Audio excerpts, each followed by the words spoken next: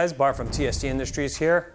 Welcome to TST Garage. In this video, we're going to talk about what to do if you've ditched your OEM signals from a Honda CRF300L or 450L and are left with giant gaping holes in the tail section where the OEM signals used to mount. Now, there are many reasons why ditch the signals. For us, it was because we ended up installing the TST Industries integrated taillight and fender eliminator combo. For some other guys, they may have some other reason to do that, maybe trail riding and want to have just the red light in the rear and they don't need signals.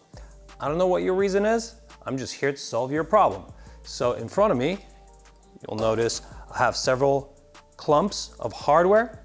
In the center, I have two anodized washers. They're the cosmetic portion of this kit. Here we have the block off plates, and here we just have installation hardware.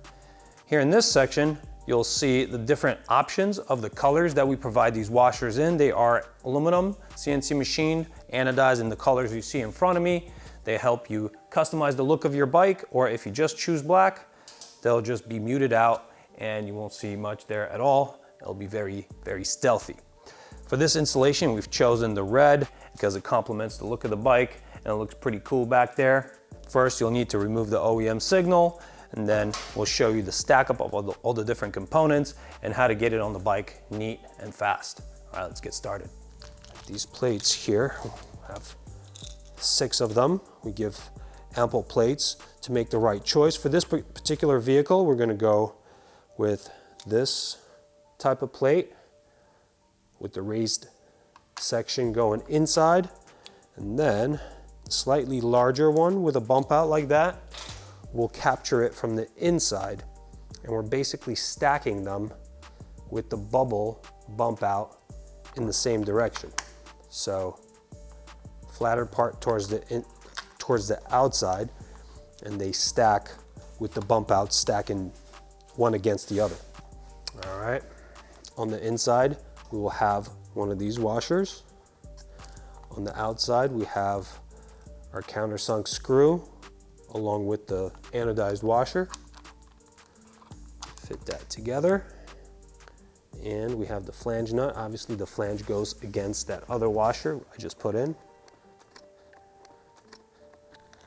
I'm going to pick up a 3mm Allen and an 8mm box wrench and finish fastening this. They pretty much self-locate. All right.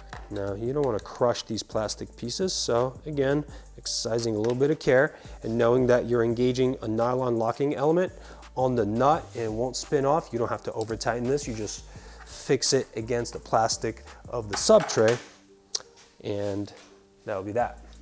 On the other side, we repeat the process.